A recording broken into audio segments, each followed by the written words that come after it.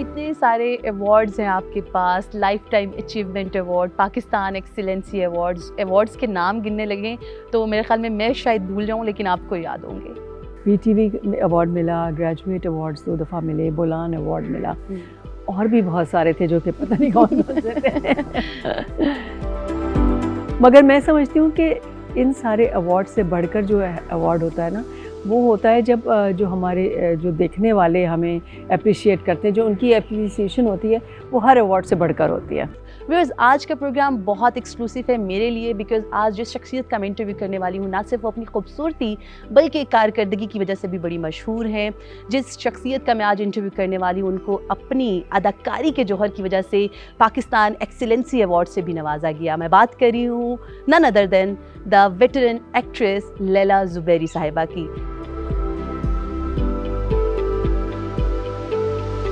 सबसे पहले तो मुझे ये बताएं, खूबसूरती का क्या राज है आपकी? लाइक जब से आपको देख रहे हैं आप खूबसूरत से मज़ीद खूबसूरत होती जा रही हैं। Is it ageing gracefully? हाँ, I think one should age gracefully. और ये है कि बस इंसान को पॉजिटिव रहना चाहिए, खुश रहना चाहिए, हंसते मुस्कुराते रहना चाहिए, और हसद नहीं करना चाहिए, किसी का बुरा नहीं सोचना चाहिए, तो इंसान फिर ऐसे ही नज़र आता है। ज़बरदस्त। How you started your career? Like बड़े कम लोग जानते हैं कि यू स्टार्टेड फ्रॉम रेडियो, तो किस तरह से जर्नी का आगाज़ किया, थोड़ा डिटेल्स में बताइएगा। बिल्कुल, ज़रूर बताती हूँ। मेरे फादर का ताल्लुक़ रेडियो पाकिस्तान से था, और हम लोग कराची में थे उस वक्त, और मुझे और मेरी बहन को इसी वजह से शौक़ पैदा हुआ, क्योंकि हम पापा के साथ अक्सर रेडियो जाते थे कि हमें भी रेडियो पे काम करना है। तो पापा ने कहा तुम ऑडिशन कर दो, दे दो, अगर तुम लोग अप्रूव हो जाते हो मुझे कोई इतराज़ नहीं, मगर मेरा नाम ना लेना वहाँ पे। हाँ, सिफारिश वाली ना हो बात। तो फिर खैर हम लोग चले गए, हमने ऑडिशन दिया, हम दोनों अप्रूव हो गए। जब नाम लिखवाया तो उन्होंने कहा अच्छा जमील ज़ुबैरी की बेटी हैं आप, आपने बताया क्यों नहीं? मना किया था पापा ने। तो बहरहाल इस तरह से हमारे आगाज़ हुआ बच्चों के प्रोग्राम से, और फिर उसके बाद ड्रामों में काम किया। रेडियो के स्टूडियो नंबर 9 होता था, कहकशां मज़ाहिया खाकों का प्रोग्राम होता था, उसमें काम किया। स्कूल ब्रॉडकास्ट होता था, उसमें किया। फिर एक जश्न तलबा हुआ करता था, उसमें स्टूडेंट्स ही ड्रामे लिखते थे, वही डायरेक्ट करते थे, वही एक्ट करते थे। उसमें मैंने काम किया, उसमें मुझे माशाल्लाह से फर्स्ट प्राइज़ मिला। तो बस जब से ये जर्नी शुरू हुआ, और मैंने फिर भी सोचा नहीं था कि मैं इसको एज अ करियर अपना बनाऊंगी। बस बचपन में फिर ये हुआ कि टेलीविज़न आ गया, टेलीविज़न पर भी कुछ 1-2 प्लेस में काम किया। लाइक एक प्ले था, उसमें परी का कैरेक्टर किया। फिर उमर मारवी था, उसमें मारवी के बचपन का कैरेक्टर किया। अच्छा, यही मैं आपसे क्वेश्चन करना चाही थी कि रेडियो से जब आप टीवी पर आई तो क्या सोच कर आई? क्या आप जहन बनाया आपने कि रेडियो से टीवी स्विच क्यों किया? कुछ सोचा ही नहीं था कि मैं कुछ करूँगी, ना मुझे कुछ इतना टीवी का पता था। तो हुआ ये कि कुछ लोग रेडियो के थे जो टीवी पे चले गए, जो प्रोड्यूसर्स वगैरह थे। तो क्योंकि मेरे वालिद साहब रेडियो से थे तो वो उन सबसे जान पहचान भी थी। तो उन लोगों ने मुझे उन पापा से कहा कि हमें ज़रूरत है बच्चों की, तो आप भेज दें अपनी बेटियों को। तो इस तरह से हमने जाके उसमें काम किया, परी बन गए किसी में, इस तरह अल्लाह गुल्ला टाइप। और हमें तो ये लगा खेल कूद ही हो रहा है। इसी तरह करते करते फिर ये हुआ कि फिर खैर बीच में मेरे जो दादा थे उन्होंने कहा कि भाई बच्चियाँ बड़ी हो रही हैं, अब इनको टेलीविज़न पे मत भेजो, वरना फिर बाद में रिश्तों का प्रॉब्लम हो जाएगा। अच्छा, उस ज़माने में आपको मतलब पता है आपकी फैमिली में भी ये चीज़ें हुई? उस ज़माने में लड़कियों को काम करने में बिल्कुल, हाँ, उस ज़माने में ऐसा ही समझा जाता था। खैर बहरहाल फिर उन्होंने फिर मेरे पेरेंट्स का भी ख्याल था कि पढ़ाई का हर्ज होगा, तो इसलिए फिर फ़िलहाल बंद हो गया कुछ अरसे के लिए। और बस फिर पढ़ाई हुई। फिर मेरी बहुत जल्दी शादी हो गई, मैंने सेकंड ईयर किया तो मेरी शादी हो गई। तब आप काम कर रही थी भी टीवी के साथ या? नहीं, मैं टीवी पे मैंने बचपन के बाद नहीं किया था। तो फिर जब मेरी शादी हो गई और उसके बाद रेडियो कर रही थी, मगर टीवी नहीं किया था, बस बचपन में किया था। सही। फिर जब शादी हो के हम लोग कोयटा हमारी पोस्टिंग थी, तो वहाँ पे काजिम पाशा साहब से मुलाकात हुई, क्योंकि वो रेडियो की वजह से मुझे पहचानते थे, जानते भी थे, क्योंकि वो वालिद साहब को भी जानते थे। तो उन्होंने मुझसे कहा कि तुम मेरा एक प्ले कर लो, मैं बहुत परेशान हूँ, यहाँ मुझे फ़ीमेल आर्टिस्ट कोई नहीं मिल रहा, और मैं यहाँ से कोई अच्छा ड्रामा करना चाहता हूँ। तो उस वक्त मेरे बच्चियाँ हो गई थी दोनों, छोटी छोटी सी थी बच्चियाँ दोनों, और मैं पढ़ा भी रही थी, टीच कर रही थी उस स्कूल में। तो मैंने कहा मेरे लिए तो बहुत मुश्किल है, मेरा घर भी है, बच्चे भी हैं, स्कूल भी है, तो कैसे फैमिली है, मैं नहीं मैनेज कर सकती। तो उन्होंने कहा एक प्ले है 50 मिनट्स का, बस सिर्फ तुम वो कर लो, उसके बाद मैं तुमसे नहीं कहूँगा। तो मैंने कहा अच्छा चलो ठीक है। मेरे मैं हस्बैंड से उन्होंने बात की, हस्बैंड ने कहा हाँ एक प्ले कह रहे हैं तो कर लो, कोई हर्ज नहीं है। वो मैंने एक प्ले था किरदार, एक सीरीज़ थी, उसमें आबरू के नाम से था। उसमें उन्होंने मेरी बच्ची जो थी छोटी वाली तानिया, उसको भी कास्ट किया, उसको भी कास्ट किया। हम दोनों उसमें थे ड्रामे में, और वो फिर ड्रामा चला। कोयटा से लोग एक्सपेक्ट नहीं करते थे कि कोई नया चेहरा इस तरह आएगा। और फिर ये कि उस वक्त था ही PTV, तो लिहाजा सब लोग ही वो देखते थे। 8 बजे का ड्रामा तो सब देखते थे, लिहाजा वो बहुत ज़्यादा देखा गया। और मैं जब सुबह स्कूल गई तो पढ़ाई तो कोई नहीं हुई, सारे लोग आ गए एक्साइटमेंट में। सेलिब्रिटी जो है हमारे सामने एक दिन में मतलब समझे कि पॉपुलर हो गई मैं। बाज़ार गई तो वहाँ भी सब पहचान रहे थे, इतना ज़्यादा। तो बड़ा अच्छा इनकरेजमेंट मिला मुझे। फिर मेरे फादर से भी काफ़ी उन्होंने भी इनकरेज किया, और भी लोगों से मुझे बहुत ज़्यादा उसमें इनकरेजमेंट मिला। हस्बैंड ने भी बहुत खुश हुए वो भी। तो फिर हुआ ये कि उसके बाद मुझे वहाँ पे जो जनरल मैनेजर थे गुफरान इम्तियाज़ी साहब, उन्होंने एक और ड्रामा ऑफ़र किया। उन्होंने कहा कि मेरा एक प्ले कर लो। तो मैंने कहा नहीं, मैंने काजिम भाई से एक प्ले का वादा किया था। उनका तो तुमने काजिम से किया था ना, मेरे साथ भी एक प्ले कर लो। मैंने कहा अच्छा चलें ठीक है। फिर उनका प्ले भी मैंने कर लिया। वाह। फिर जब वो किया, वो भी 50 मिनट्स का एक प्ले था, ज़िंदगी के मेले में उसका नाम था। तो वो बड़ा अच्छा मज़े का प्ले था, बहुत हिट हुआ वो भी उस वक्त। तो उसके बाद फिर काजिम भाई ने कहा देखो अब तो कसम टूट गई, तुमने आगे एक के बाद एक कर लिया, अब तो मेरा एक और करो। फिर इस तरह वो बच्चों का सीरियल आता था कोशिश, उसमें उन्होंने कहा कर लो, फिर वो किया। उसमें मेरी दोनों बेटियां थीं। फिर उसके बाद उन्होंने कहा कि सीरियल, असल तो चीज़ सीरियल होती है। फिर छाँव मेरा सीरियल था, वो कर लो। This is how you started your career. और फिर ये चीज़ ऐसी है कि आप एक दफ़ा स्टार्ट कर दें, फिर कोई उसमें स्टॉप नहीं आ सकता। बिल्कुल, लेकिन स्टार्ट तो आपने ऐसे किया कि चलिए 50 मिनट्स वाला कर लेते हैं। हाँ। Well, after marriage when you started your career, तो शादी के बाद ज़रा बड़ा मसला होता है, लाइक मियाँ है, ससुराल है। जैसे आपने बताया कि आपके मियाँ काफ़ी सपोर्टिव रहे, तो एक 50 मिनट वाली जब कसम टूटी तो तब उनकी तरफ से क्या रिएक्शन था कि भाई अब आगे भी काम मिल रहा है? तो नहीं, वो तो बहुत, अगर हस्बैंड की सपोर्ट ना होती ना तो मेरे में इतनी हिम्मत नहीं है कि मैं खुद से कर लेती उनकी सपोर्ट के बगैर। उन्होंने मुझे बहुत सपोर्ट किया, बल्कि मेरे इन लॉस को थोड़ा सा हुआ था इशू शुरू में, मगर मेरे हस्बैंड ने मेरे लिए स्टैंड लिया। और उन्होंने कहा जब एक टैलेंट है तो उसको वेस्ट नहीं करना चाहिए। तो इस वजह से हमने उसको कंटिन्यू रखा, और अभी तक वो मुझे बहुत ज़्यादा इनकरेज करते हैं। फैमिली, ऑब्वियसली बच्चियाँ थी, जिससे आपने बताया कि बच्चियाँ जो थी वो आपके साथ कास्टिंग भी शुरू कर दी, तो थोड़ा मुश्किल था शुरू में, लाइक फैमिली को भी आपने मैनेज करना है और अपने करियर को भी आप देख रही थी, हस्बैंड भी है, फिर टीचिंग वगैरह स्विच कर दी, छोड़ दी, क्विट कर दी? उस वक्त तो करती रही मैं, क्वेटा में तो कंटिन्यू रखी, मगर जब वहाँ से हम लोग पोस्ट आउट हुए तो उसके बाद फिर उसके बाद कुछ अरसे नहीं की मैंने, मगर मैंने फिर भी टीचिंग का सिलसिला जारी रखा, जो कि अब तक जारी है। वाह, ग्रेट। ये बड़े कम लोग जानते हैं वैसे कि आप अभी तक टीचिंग जो है उसको जारी रखे हुए हैं। ज़बरदस्त। तो जिस आपने बताया है कि उस वक्त स्कूल में पढ़ा रही थी, अब यूनिवर्सिटी में पढ़ा रही हूं। अब यूनिवर्सिटी में तरक्की होगी ना। तरक्की होगी स्कूल से यूनिवर्सिटी तक। सही, आगे बढ़ते हैं। किसी स्टेज पर आपको ऐसा लगा हो शुरू में, जब इन लॉस की तरफ से भी मसला मसाइल थे, तो आपने सोचा हो कि मैं क्विट कर देती हूँ, family life is more important? शुरू में हुआ था, जब इन लॉस की तरफ से हुआ तो मैं घबरा गई, और मैंने कहा मैं फैमिली से झगड़ के कुछ नहीं कर सकती, तो मैं छोड़ देती हूँ। तो फिर मेरे हस्बैंड ने कहा नहीं, क्यों छोड़ देती हो, तुम में टैलेंट है और क्यों तुम अपने टैलेंट को वेस्ट करना चाहती हो, ज़रूर करो और मैं उन्हें समझा दूँगा। इन्होंने उनको काफ़ी अच्छा हैंडल किया, बाद में उनको समझ में आ गया, फिर वो लोग भी बड़े खुश हुए, तो फिर कोई मसला हुआ नहीं उसके बाद।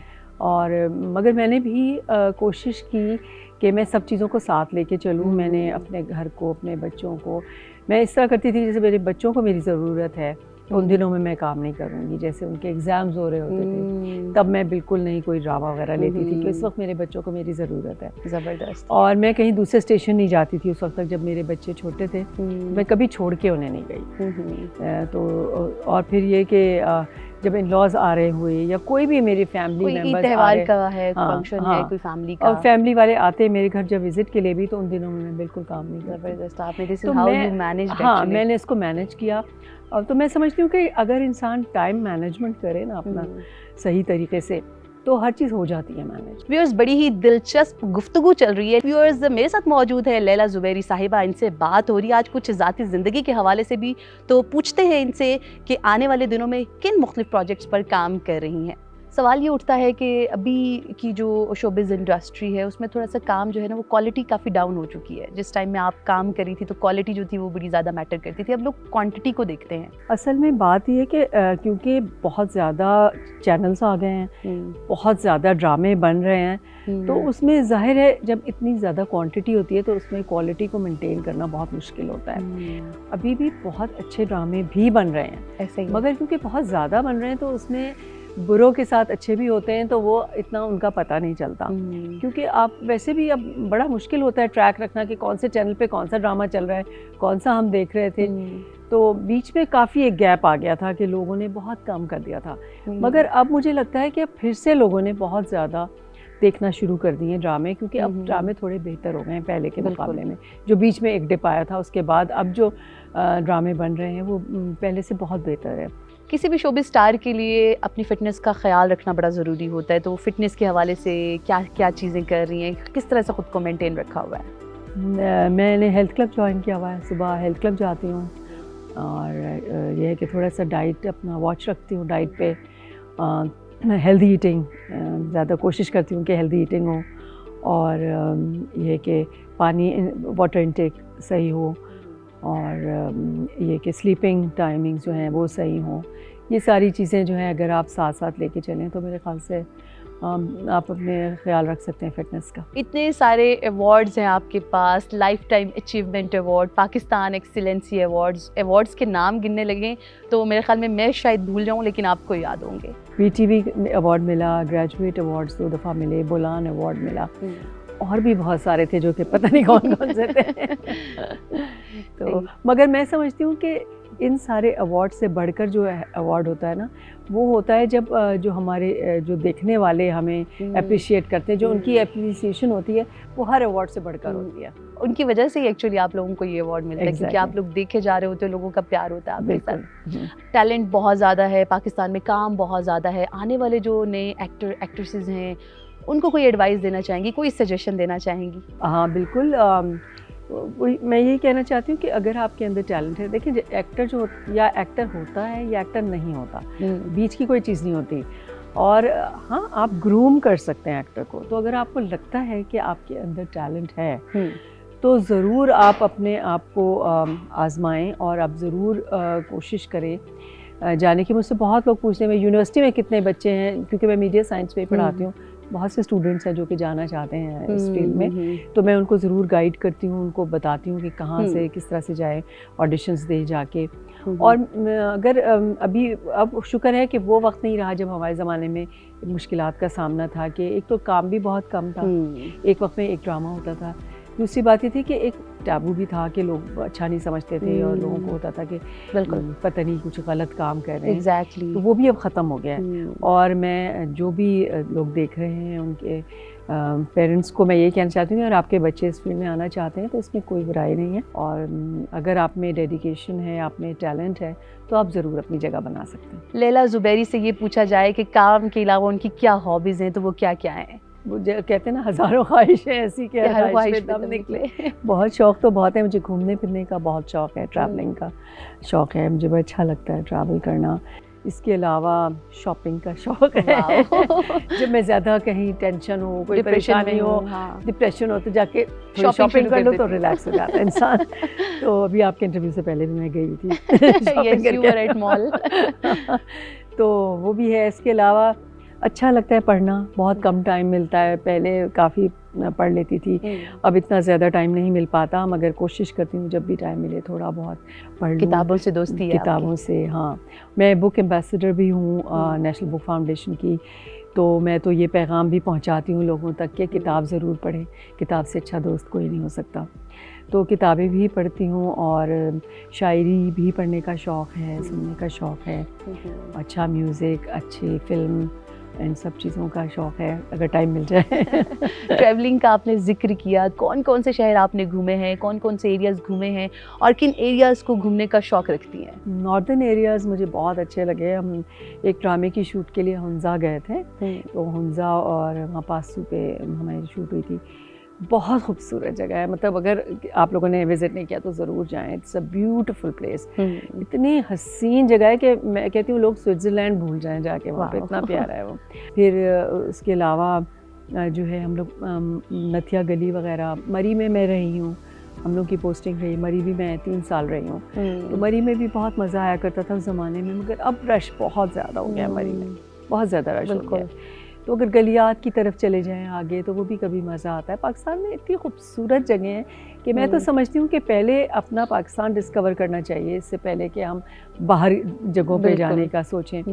तो अब जैसे मुझे शौक़ है, मैं गई तो नहीं हूँ मगर अब मैं प्लान कर रही हूँ, और बहुत मैंने तारीफ़ सुनी है भावलपुर की। वहाँ पे जो बड़ी हिस्टोरिकल प्लेसेस, नवाबों का शहर कहा जाता है, तो वहाँ मैं ज़रूर जाना चाहती हूँ।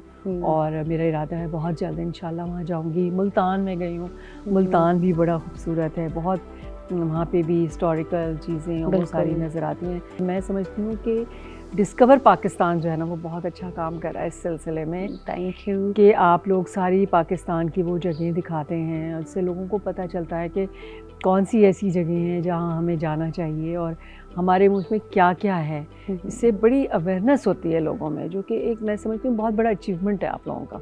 हॉबीज़ का जिक्र किया आपने, बताया कि आपको शायरी से बड़ा लगाव है, तो कोई गज़ल, कोई शेर हमारे व्यूअर्स के लिए? मुझे परवीन शाकिर बहुत पसंद है, और उनकी बड़ी मशहूर वो है पोइट्री खुशबू के नाम से। कूबकू फैल गई बात शनासाई की, कूबकू फैल गई बात शनासाई की, उसने खुशबू की तरह मेरी पजीराई की। कैसे कह दूँ कि मुझे छोड़ दिया है उसने, कैसे कह दूँ कि मुझे छोड़ दिया है उसने। बात तो सच है मगर बात है रुसवाई की।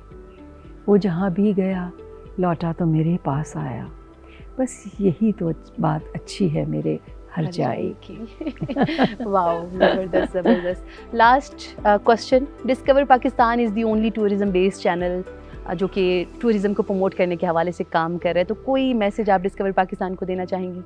जी बिल्कुल, मैं डिस्कवर पाकिस्तान को मुबारकबाद भी देना चाहती हूँ कि वो इतना अच्छा काम करें टूरिज़्म पे। This is the only channel, और मैं समझती हूँ कि जिसका भी ये ब्रेन चाइल्ड है, जिसने भी ये शुरू किया है, बहुत ज़बरदस्त काम है, और इसी तरह से आप करते रहें, और इसी तरह से हमारे मुल्क की खूबसूरत जगहें लोगों तक पहुँचाते रहें, दिखाते रहें, ताकि लोग इनकरेज हों और उन जगहों पे जाएं। बल्कि सिर्फ पाकिस्तान में ही नहीं, जो हमारे पाकिस्तानी बाहर मुल्कों में या फॉरेनर्स भी अगर वो देखते हैं तो उनका भी दिल चाहता है कि वो भी इन जगहों पे जाएं। तो इसलिए ज़रूर आप इस चीज़ को कंटिन्यू रखें, और बड़ी मेरी बहुत ज़्यादा अप्रिसिएशन है आप लोगों के लिए। Thank you so very much Laila साहिबा, आपके वक्त का डिस्कवर पाकिस्तान के साथ। बहुत शुक्रिया। व्यूअर्स, होपफुली आपको आज का प्रोग्राम बहुत अच्छा लगा होगा, क्योंकि आज ना सिर्फ हमने लैला जी से उनकी ज़ाती ज़िंदगी के हवाले से गुफ्तगू की, बल्कि कुछ आने वाले प्रोजेक्ट्स के हवाले से भी बातचीत की, और जाना कि अपनी पेशावराना ज़िंदगी के अलावा ज़ाती ज़िंदगी किस तरह से गुजारती हैं। होपफुली आपको आज का प्रोग्राम लगा होगा बहुत अच्छा। अब आपसे मुलाकात होगी अगले हफ्ते। Till then keep watching Discover Pakistan.